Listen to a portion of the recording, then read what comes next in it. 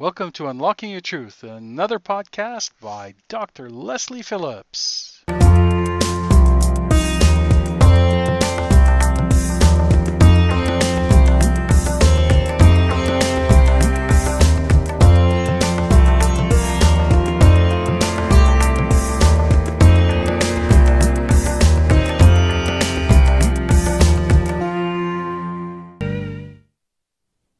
A processing facility to freeze, store, and smoke locally produced fish is in the works near Harrison Mills. Stolo Seafood Company owners Darwin and Francine Douglas are hoping the business will bring more local and ethically produced salmon and seafood products to the area. Francine is quoted as saying in the Chilliwack Progress, "Now we are able to offer local fishers fair trade for their products and then actually have it available to their neighbors and their families." A grand opening ceremony for the business was held on August the 2nd. Coinciding with the opening of the anticipated Super Sockeye Run on Tuesday, August the 7th. The much-anticipated opening of this year's Super Sockeye Run on the Fraser River has been set for Tuesday, August the 7th, and run until September the 3rd. The estimated numbers for the run are expected to be between 7 and 13 million fish, with variances due to warmer waters which can affect the mortality rates. The retention limit of 2 sockeye per day in Fort Chinook will be in effect. Amen. Thanks for listening to the CIVL Campus and Community News Bit. Unlock your truth with Dr. Leslie every Tuesday, 7 p.m. at CIVL. I'm about helping people understand that they have spiritual abilities and how to use them and how to activate them. I hope to help a whole generation of kids not to lose this connection with who they are and these amazing abilities that we all have. Yes, I came from a scientific background and now I've gone into this extreme intuitive aspect, and they seem like they're poles apart, but actually I don't think they are necessarily. While you're ignoring the intuitive side, you're actually ignoring a huge part of who you are. I learn something new from everyone I give a reading to. You're all mirrors reflecting back at me. So call me every Tuesday between 7 and 8 p.m. on 604-504-7441, extension 4142. For young children, the sound of silence is frustrating. They learn to talk by listening to others speak. Does your child seem to have difficulty understanding you? Early detection is critical, and hearing loss can be identified and treated, even in newborn babies. If you suspect a problem with your child's hearing, check the Yellow Pages or visit our website at www.caslpa.ca. Speech-language pathologists and audiologists, caring about communication. Hello listeners, and welcome to Unlocking Your Truth with Dr. Leslie. And with Corey. I was an afterthought there, wasn't I? No, you weren't. I was getting ready to say that we're broadcasting live this evening on 101.7 FM from the unceded traditional territory of the Stolo people at the University of the Fraser Valley. And we've got a great show in store for you this evening, listeners. If you are out there and you have a burning question and would like a spiritual perspective and intuitive insight, then tonight is the night. You can call in and ask your question live on air. And I shall read out the phone number a few times, but I'll just explain, if you are a new listener, what you've tuned into here. You've tuned into Unlocking Your Truth, and Unlocking Your Truth is a talk show, and every week we have a different discussion topic, a different, sometimes we have a guest, sometimes we have a teaching, and we always open the phone lines or read out some of your questions that you've sent to us by email. So you can write to us with questions about anything really, life purpose, relationships, health, and career, or your own psychic abilities. So, what is the phone number then? Go get a pen and I'll read it out to you. 604 504 604-441 extension 4142. 604-504-7441 extension 4142, and the email address is info@drlesliephillips.com. So, this evening's show is, the title of the show is, What are the signs of a big ego? But why do we want to talk about that? Well, one of the things that I do, as well as giving people readings, is I teach them how to access their own psychic abilities. So I teach people how to be psychic. And one of the biggest questions that I always get is, how can I tell the difference between my intuition and my ego? How can I be sure it's not just my ego sabotaging me and it really is an intuitive message? And so tonight's show is really all about that, to give you some guidance on how to tell the difference, and what the characteristics of the ego voice are, and what the characteristics of the intuitive voice are, and also what is a healthy ego and what is an unhealthy ego. Is there such a thing as a healthy ego? And I actually believe that there is. So I'm going to explain about that in a little bit. But first of all, let's explore what we actually mean by ego.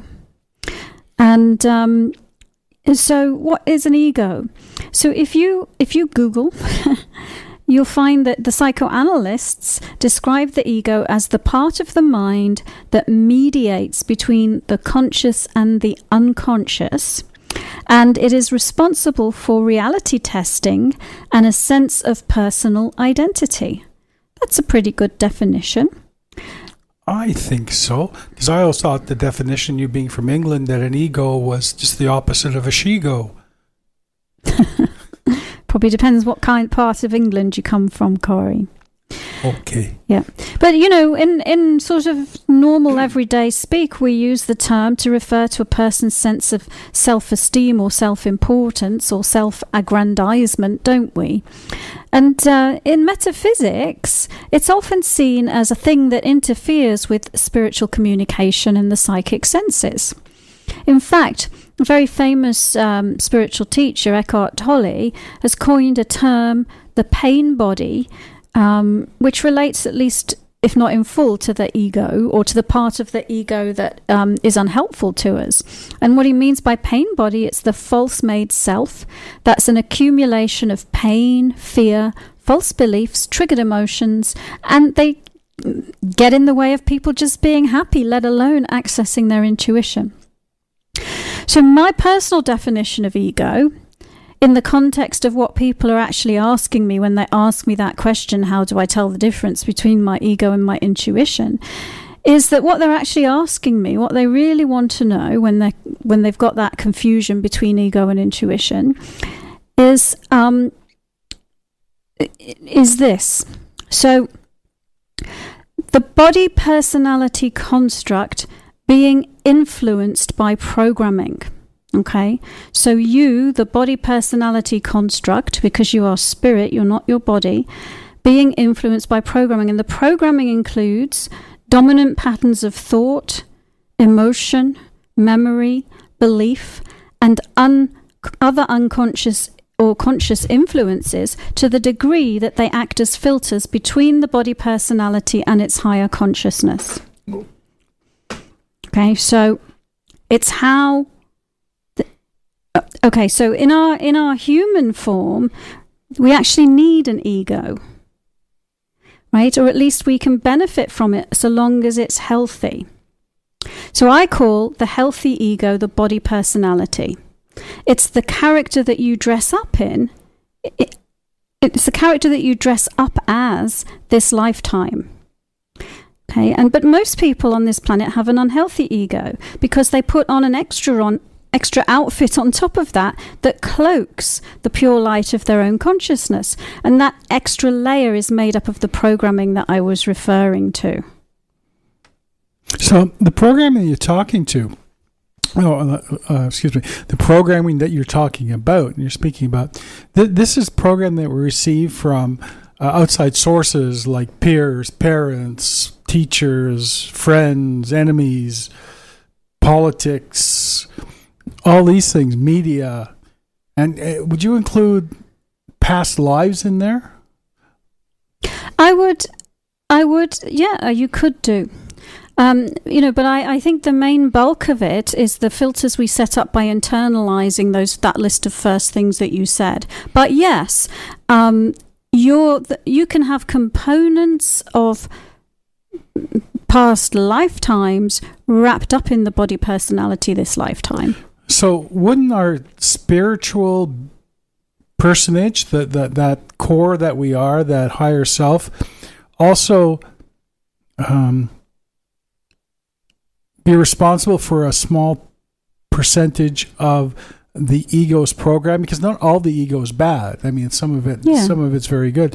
So would the higher self be responsible for some of that programming as well? That's what I was about to talk about. Once we establish what is an ego, I was going to talk about what are some of the signs that you have a healthy ego or an unhealthy ego. But the healthy ego is basically the higher self shining through without those filters that distort it. Yes. We did another show on the ego a year and a half ago, and we used Donald Trump as an example of an unhealthy ego, which is a great representation of what not to do. Yeah.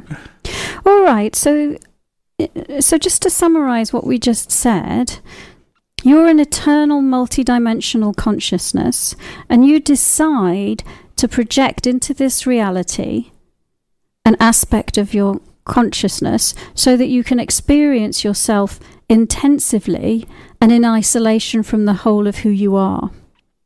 So you're kind of in a self-directed, self-created play as a character you thought it would be fun to play and who you thought would help you expand your consciousness. The idea of the character you are creating in its pure form is the healthy ego. Right? And working correctly, it sets boundaries between the little you, the body personality you, and the rest of you. Okay. So what are some signs then that you have a healthy ego, and what are some signs that you have an unhealthy ego? The voice of the ego can often be hypercritical, whether it is the inner critic or the outer judge. And the inner critic is the sub-personality that always criticizes you as not being perfect or not living up to expectations or generally feeling worthless. And the outer judge is you projecting what you don't like about yourself onto others and judging them, or believing that other people's judgmental projections coming at you, or believing in other people's projections coming at you from their egos.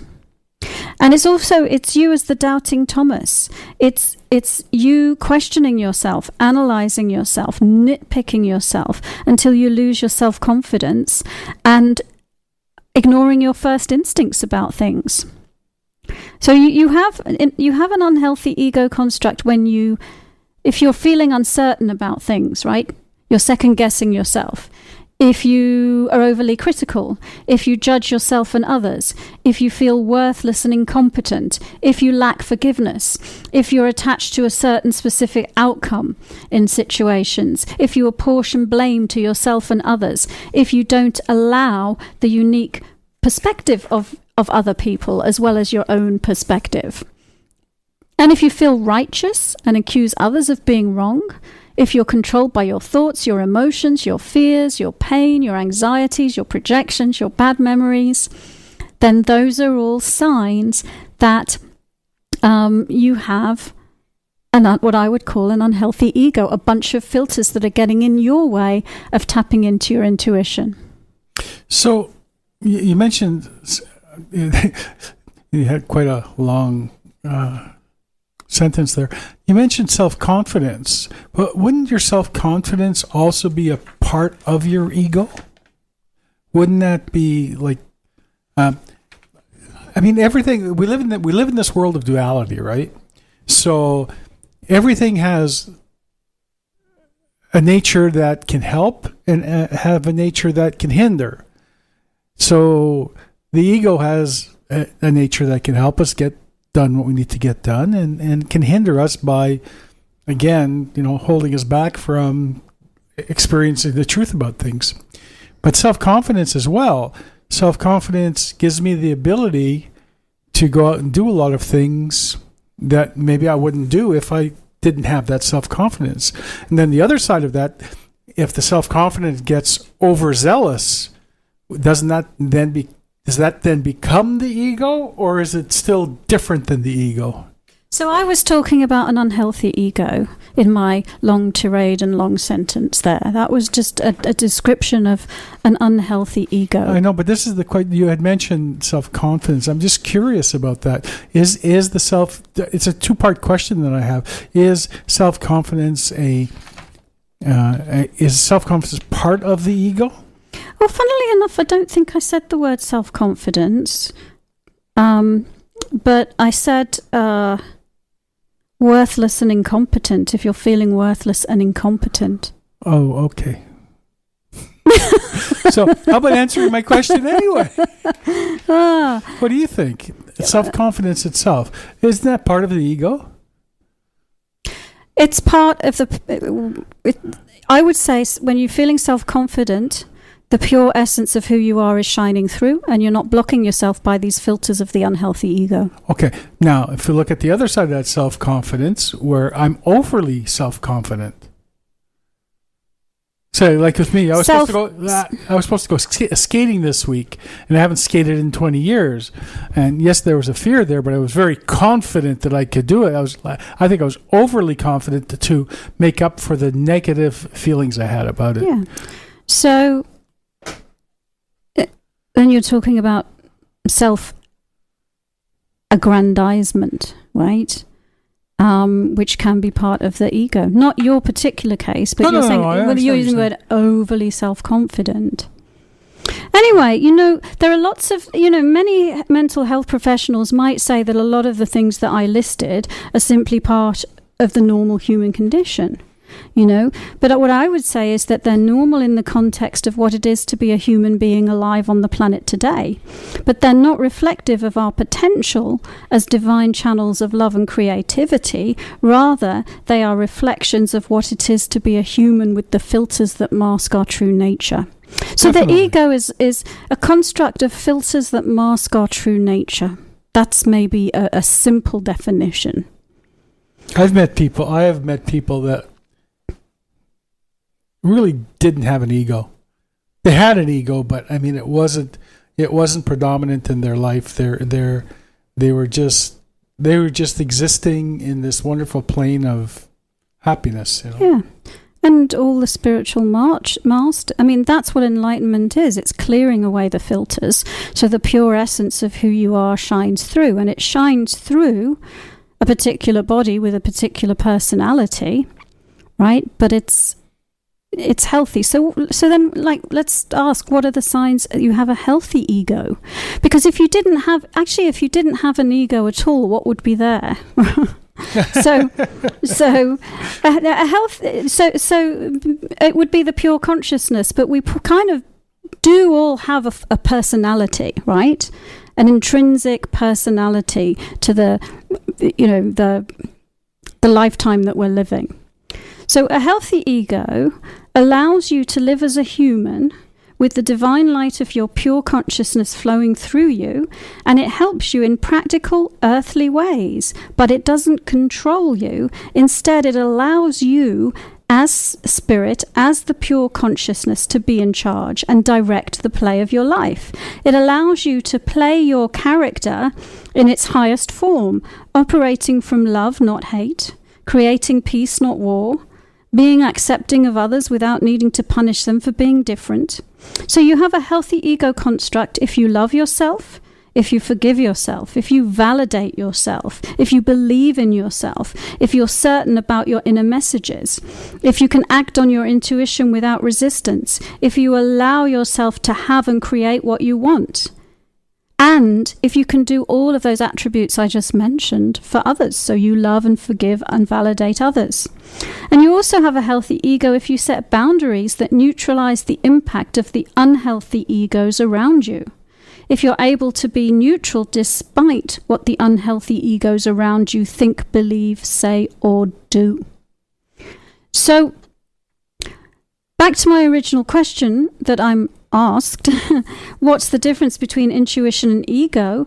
Intuition is the supportive voice that loves you, guides you, always has your best interest at heart, would never berate you, would never hate you, would never cause you pain. A healthy ego allows the intuition to be heard and acted on. Ego in its unhealthy form is the uncertain voice that doubts, that argues with you, that critiques, that judges, that triggers you. It filters out the still quiet voice of the intuition, and the intuition is the eternal you communicating with the body personality you. So, it's interesting. What came to my mind was the Bible and Jesus, in the story of Jesus in the temple, getting angry and throwing out the money exchangers and the people selling the goats and the lambs, and being very aggravated by the use of the temple grounds. And some theologians and some naysayers of the theocracy of Jesus have stated that was strictly ego. It's the opposite. He was actually clearing his filters. Yeah. On a symbolic level. That story is about him clearing his filters, because with that anger, he is flushing his system and flushing out all of those filters of those aspects that are unhelpful and unsupportive. All right. Interesting. Yeah, let's go to a break. But listeners, I'm going to read out the phone number, because then we'll be taking your calls when we come back after the messages. 604-504-7441, extension 4142. 604-504-7441, extension 4142. Welcome back, listeners. You're listening to Unlocking Your Truth with Dr. Leslie and Corey. Hello. And we're going to answer some listeners' questions now. I went funny then, because you know what I was almost going to do? Every time I do a reading, listeners, I have a little prayer that I say, and I was almost going to say it. I think I will. May it be with the blessings of the Supreme Being that whatever happens during this show will benefit each of us in our spiritual growth, awareness, and understanding. That would be a nice, when we start the show, you should do that every time we start the show. That would be, I think I will. I think it's wonderful. It sets the energy. Yes, it does. Mm-hmm. So, listeners, I wrote recently, not that recently, a few months ago, an article about Doreen Virtue. So I don't know if you know who she is, but you probably do. She's very famous, and she's the lady who was sort of like the metaphysical goddess of angelic wisdom. And she's written books, and she wrote books about indigo children, and she's created many card decks started out off as angels, but then it turned into other things like ascended masters and mermaids and dolphins and unicorns and you name it. But anyway, she was very famous, and millions of people followed her, and millions of people bought her card decks and used her card decks to tap into their intuition. And she did a 180-degree turnaround earlier this year, I think, is the timing of it, when she became a Christian. Born again Christian. Yeah, and it's a very, I can't remember the sort of sect or group of Christianity it was, but very hardcore. And she stopped her agreement with her publishing house, and she also went on record saying that she no longer believed in what she was doing, and that she believed her card decks were portals for evil forces to come through, and that we really people shouldn't use them, and rather than that, they should connect with God and Jesus. Anyway, that article that I put on my website, if you go to drlesliephillips.com, you can see the article. It created a storm of comments, didn't it, Corey?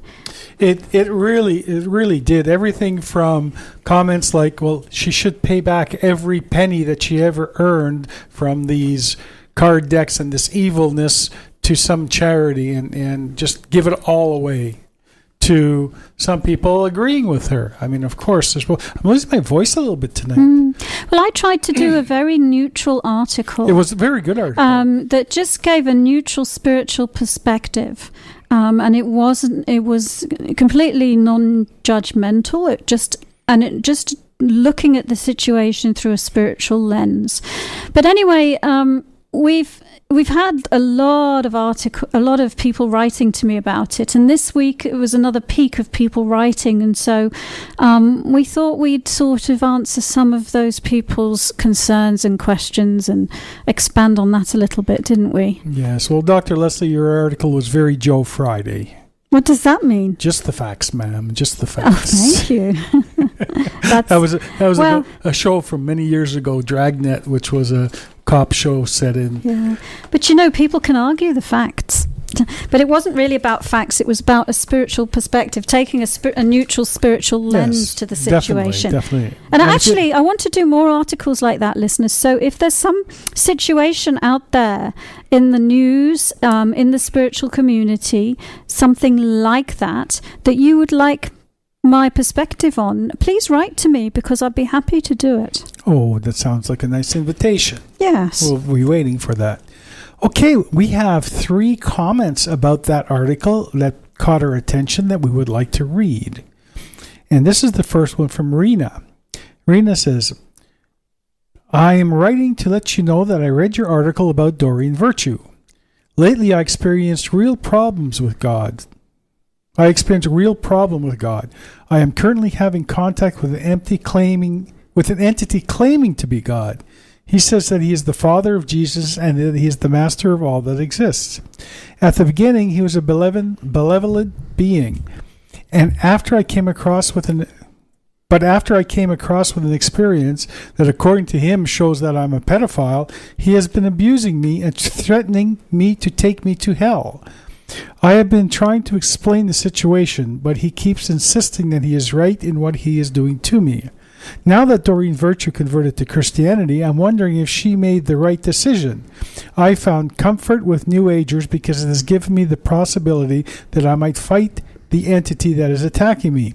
I would like to know your opinion, and if you could help me, because I fear for my life. All right, so clearly this entity is not God.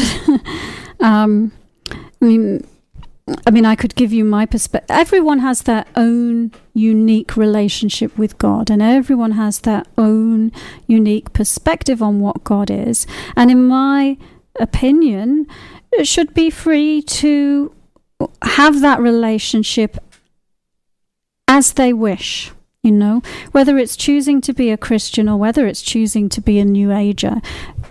Everyone can still have their own unique relationship with God. So there is not one right belief system and there is not one wrong belief system. And one person's concept of God is not superior to another person's concept of God. We're all unique individuals on a unique journey, which is a journey of finding our way back to source energy, finding our way back to God. So I wouldn't tell you what to believe ever, and I wouldn't tell you that there was a right or wrong choice.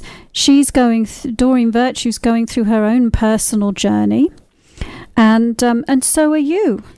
But what I would say is, regardless of what beliefs, what filter you decide to look at your God through, what umbrella you decide to label it as, if any label, because I don't have any label or affiliation. I just have my own personal inner relationship with God. This issue that you're going through, and again, it has to do with discernment and which voices to trust. So in today's show, we were talking about discernment between your own ego and your own intuition. But a wider question is how do we discern what's a trusted voice and what isn't a trusted voice? And so I think within what you wrote to me, that's what the core question is, that there are forces out there that are not trusted voices. And God is a trusted voice, and Jesus is a trusted voice, and other wonderful teachers that you might choose to follow are trusted voices, and your own higher self is a trusted voice. And yet there are low vibration entities that would, if you allow them, influence you in an unsupportive or even harmful way. So how do you discern it? And I think you've discerned it. You know that you can't trust that voice. So it sounds like for a while it fooled you. What did she say at the beginning about it? It just said it was an entity that was God. Said it was God. It said it was God. Okay. So one of the things I always teach people is, I think I'll look at your energy before I answer this. So you said her name was Rena, didn't you, Corey? Yes, I did. Let's take a look. All right, so every single one of us has our own answers within us. Every single one of us has God within us. So every single one of us can communicate with God inside our own being, and every single one of us can access our own truth, our own unique perspective, and our own answers. But a lot of people don't believe that. And when they don't believe that, they look outside themselves for their answers. And it looks to me like that is what has happened for you. It looks to me like you haven't realized the God inside of you, that you're still perceiving God as an external entity. But God is everything. You are part of everything. You are part of God. So the second thing I want to say is that what we will often do when we're looking for our answers and we don't know we have them inside us is we will just open ourselves up because we really want to know. And in the opening up of ourselves, because we really want to know, we can sometimes leave ourselves vulnerable and open to these other beings. And I'm seeing that that is the case with you. And I'm actually seeing it's not even just one being. I'm actually seeing it's quite a few of them. And, that might be sound scary, but let me just say that the only reason we are ever vulnerable to any of that is because we don't believe in ourselves, and because we don't believe in our own power, and because we don't know that we are God. And as soon as we own our own power, there's no competition.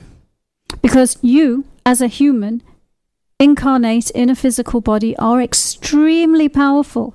It takes an enormous amount of energy and focus to create a physical body in the material world. These entities that are floating around, if they could create their own body, they wouldn't be here bothering you. They'd be off somewhere else with their own body. So they have a lot less power than you do. But when we buy into the illusion of what they're feeding us, it can be very frightening. It can be very frightening. And so what's the answer? The answer is meditate, turn within, access the God within you. And, I would say for you in particular, check out the meditation techniques that we have for free on the website, the grounding and the centering. Learn to meditate. Learn to turn within. Learn to access your own answers. You don't need external entities to help you do that. But there are lovely, wonderful, supportive ones as well, like Jesus, and like some of the other ascended masters that are here as teachers to help us. Well, I have a comment as well. Great. All I can say, I hope that's not the God that Doreen Virtue went over to. Well, the thing here, I'm going to make a comment here, because if you look at what she said, God, the God, the Father of Jesus. So theoretically, we're looking at the Christian personified Christian concept of God. Yeah. And if you look at the Christian concept of God and Jesus and Lucifer, which was Satan, of course, who was cast out of heaven. The reason he was cast out of heaven was because God created man, and God created man with free will. And Satan didn't want man to have free will. He just wanted them all to just honor God and praise him on a consistent basis without free will.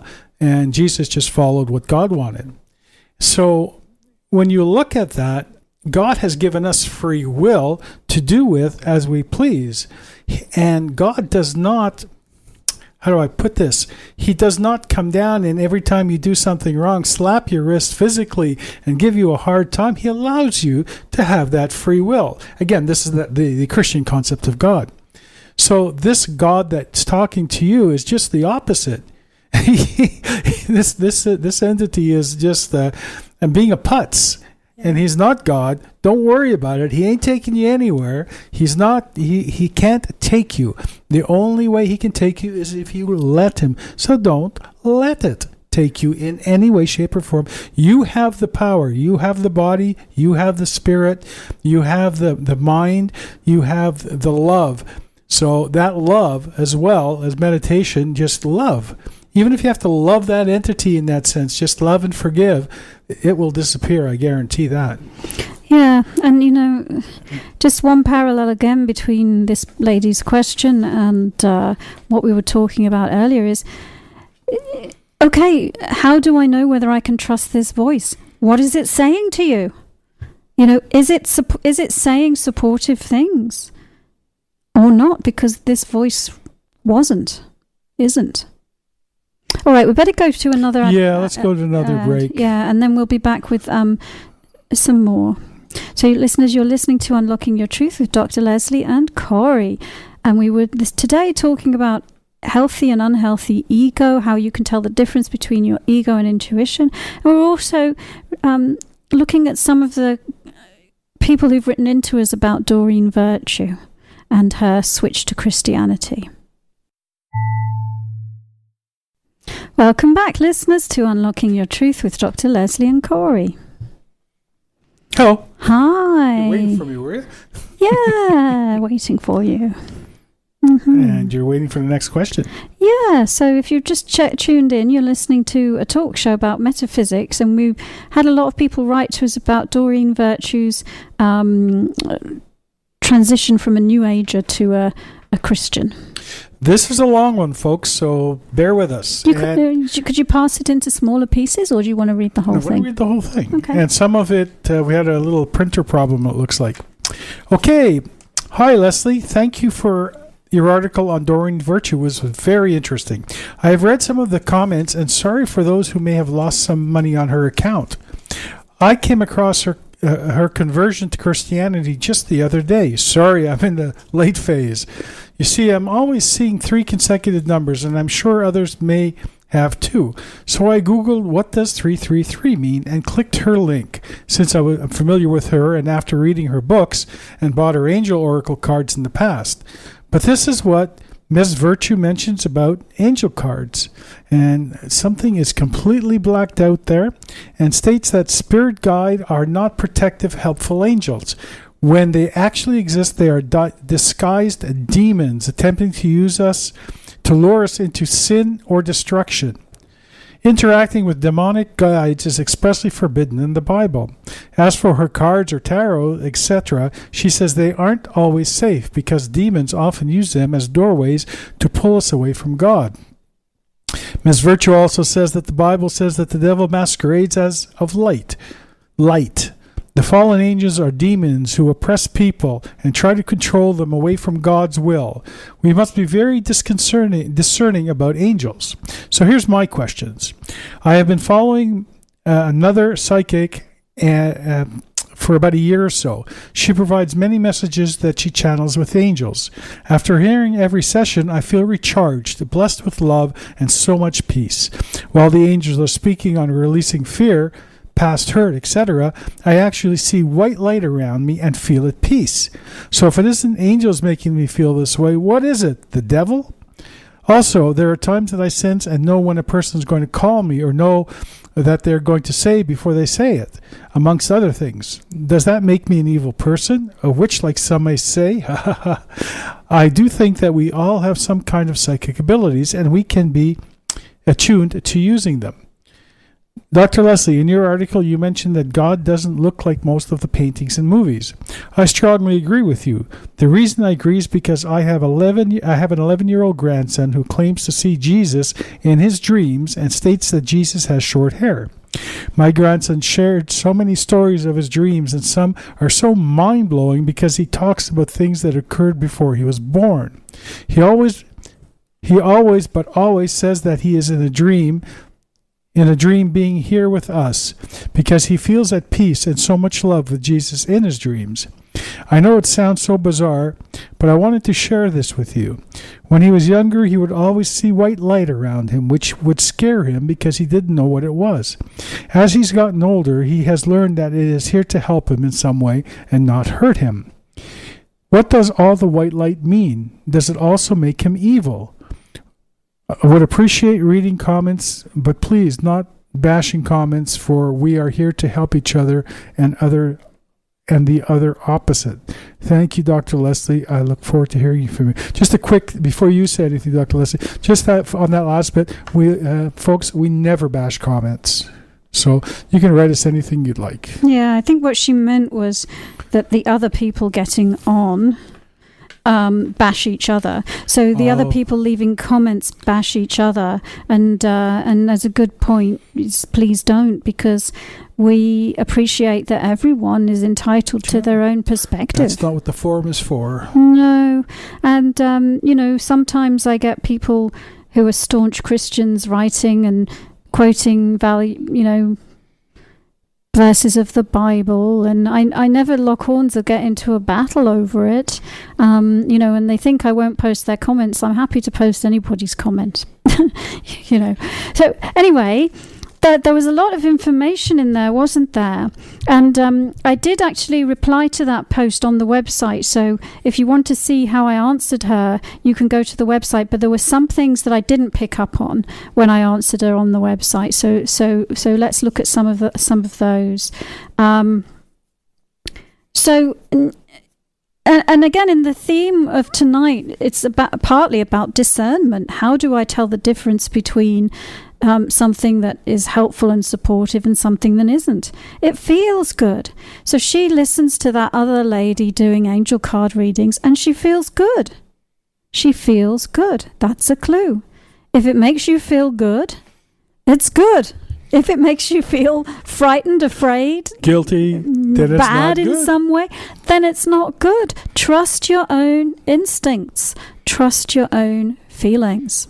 We can all tell the difference between something that feels good or doesn't feel good. So that means chunky chocolate ice cream is not from God, because it makes me feel guilty when I eat it. Everything's from God.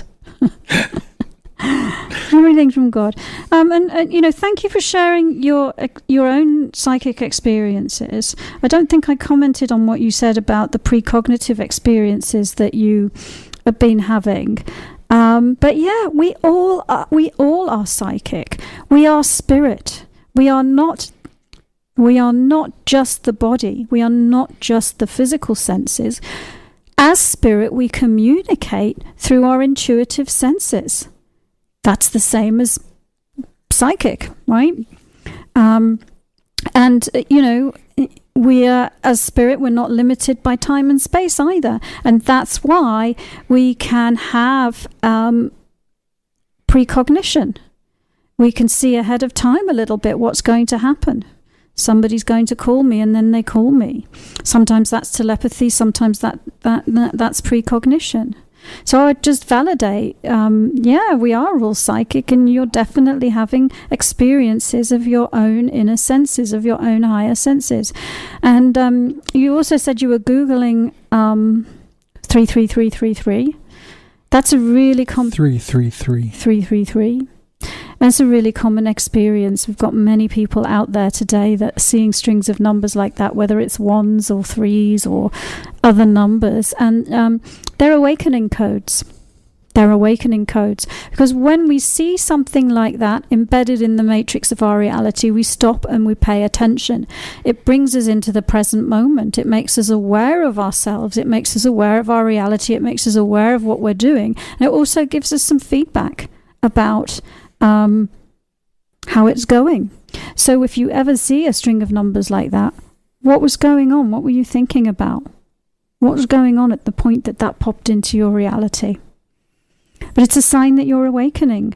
We are in a shift. We are in a time of mass awakening.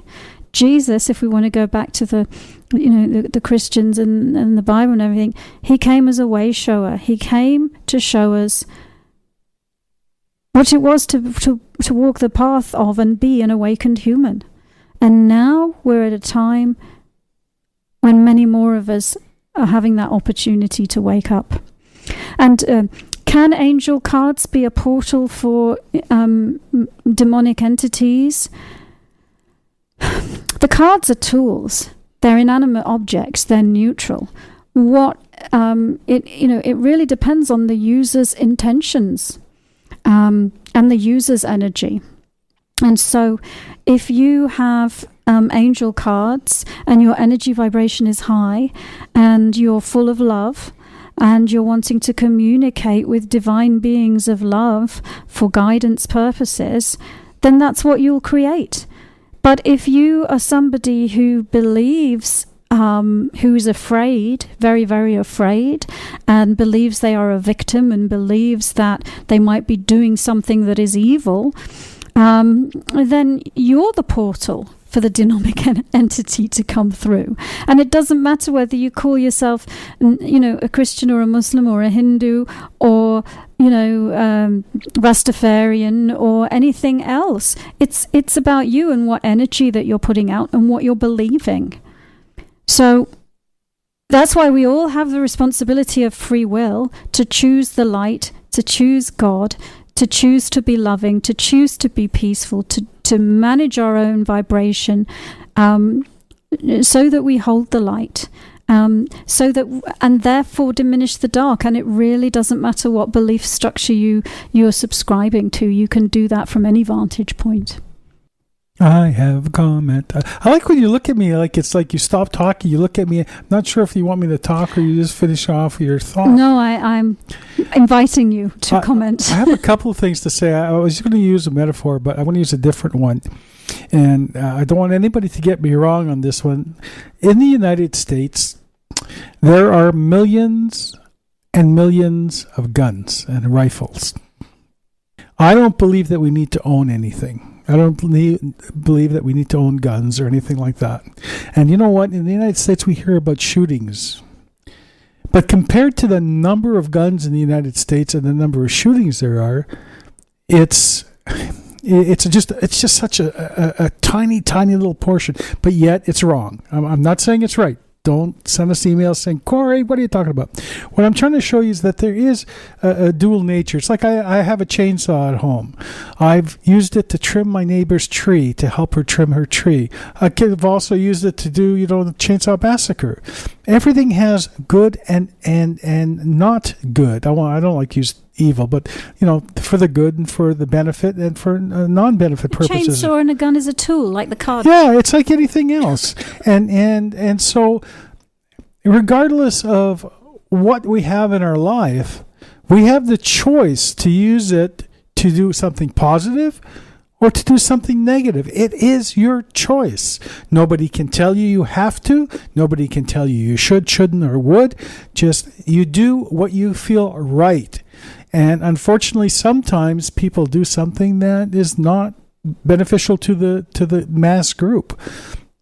I hate to say it, but that hurts. That hurts everybody. It hurts them, the people that they don't kid yourself. It hurts them as well.